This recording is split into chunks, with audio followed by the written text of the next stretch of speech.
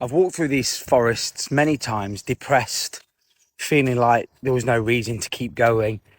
And I walk through these forests now, and I think for me, I finally figured out what depression really was and how I fixed it.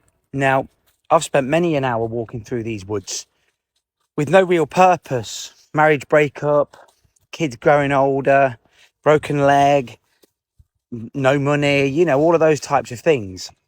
And really what had happened was I'd lost any sense of direction.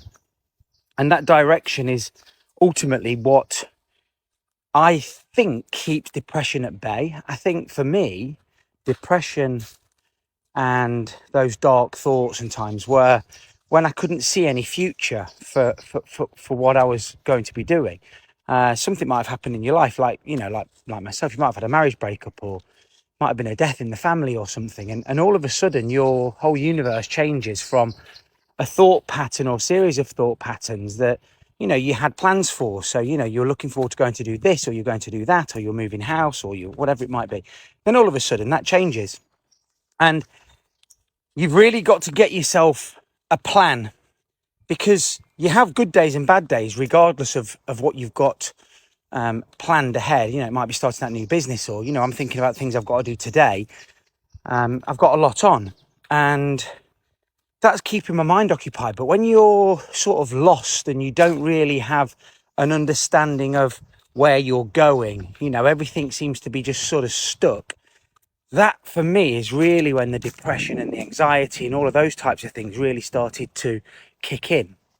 So I think if you are stuck in a rut, you're a little bit lost, you don't know what direction your life's going in, just start doing something, set a plan out. Now, it doesn't need to be the end goal in sight, because like I've said in quite a few videos and even on a few of my lives, if you set out with a plan, let's say your plan is to run the London Marathon in 2 years' time.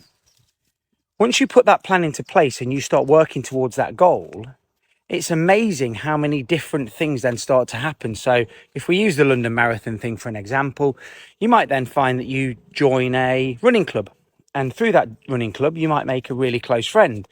And that really close friend might run their own business. And at some point in the next year, they might need some extra help. And you go along and help them. And all of a sudden, you've formed a new career. And that career was never part of your plan. The plan was to run the London Marathon.